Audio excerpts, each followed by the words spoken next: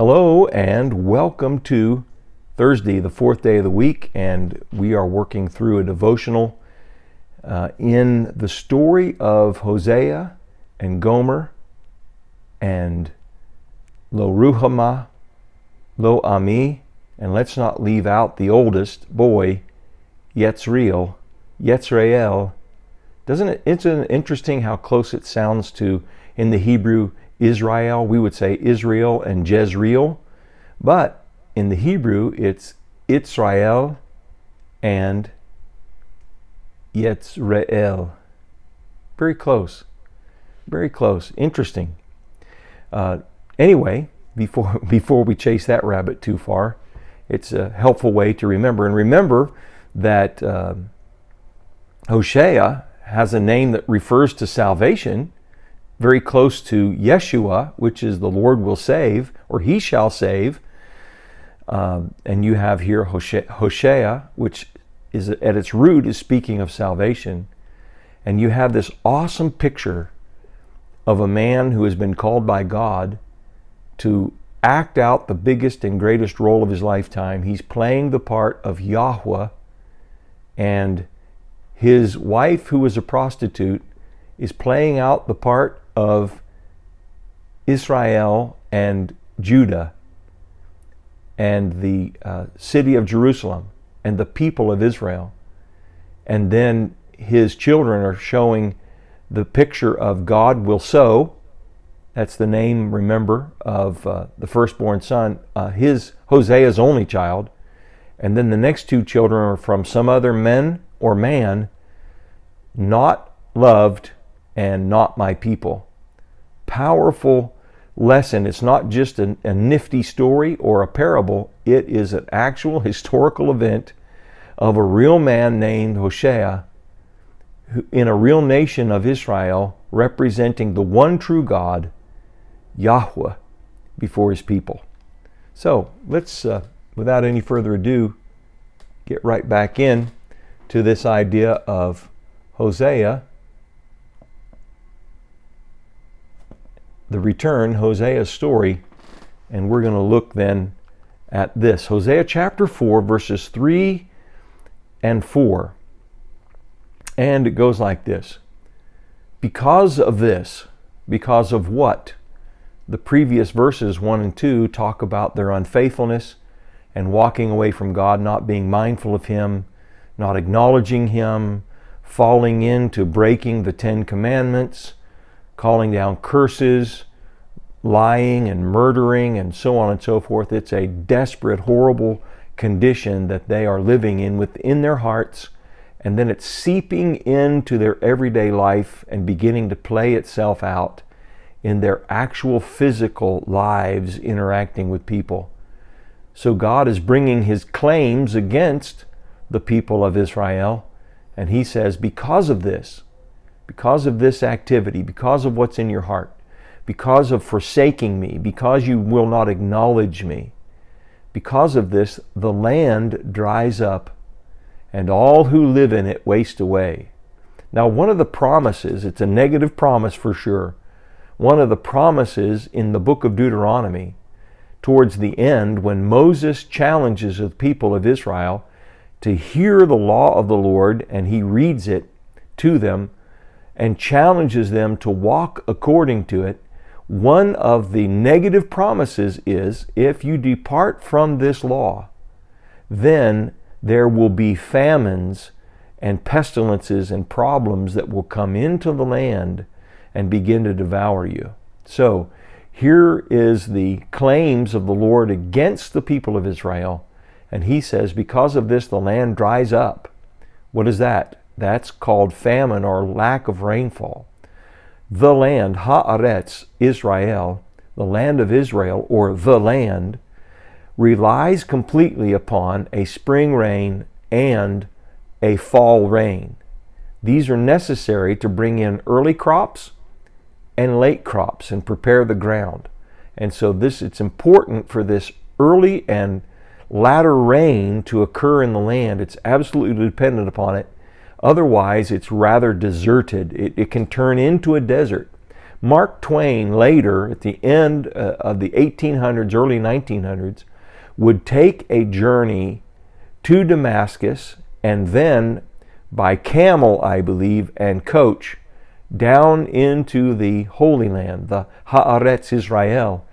And when he returned, he described the land of Israel as the most God-forsaken, deserted place.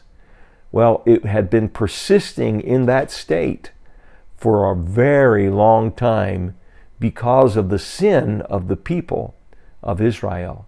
So this is the picture that Mark Twain saw, and this is the picture that God was speaking to Hosea about and warning the people of Israel about. Aren't you glad that the Lord can warn you if you listen, please? The Lord can warn us of a certain future without Him and help us to avoid it. The land dries up, and all who live in it waste away. The beasts of the field, the birds in the sky, and the fish in the sea are all swept away. They're swept away by famine and drought, and they simply don't come around. They become very scarce because of what's happening in the land. And this is a direct result of a broken relationship with Yahweh. Wonder if there's any application to our life here.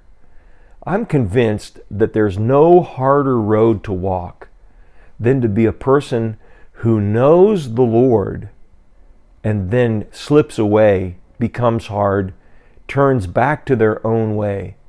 The scripture says that the way of the transgressor is hard. I'm convinced that plain vanilla pagans that don't have a clue about God can't fall quite into terrible situations like somebody who knows about the Lord or has known the Lord, and then after having known Him, start to go their own way.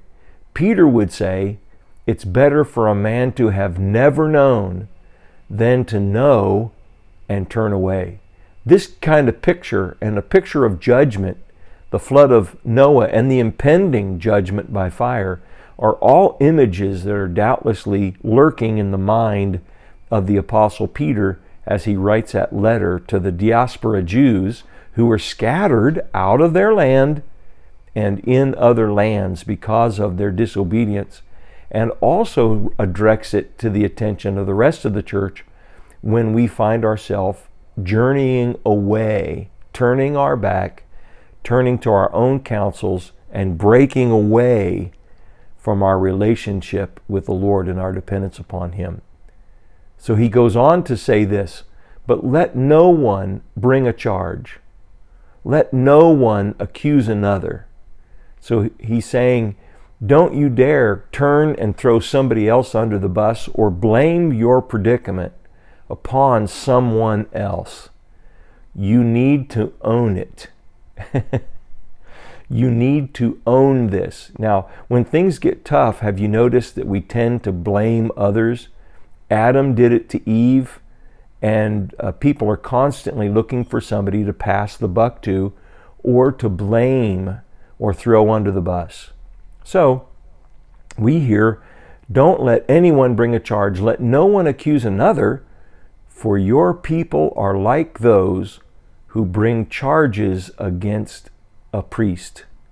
Now, that might be a little bit hard to grasp, but they were instructed in the Mosaic law to have the highest regard and respect for the priesthood leadership, because these were the men who were going to help them to worship God, who were going to speak to them about issues besetting them in their life, who were supposed to primarily teach to them the law of their God, Yahweh.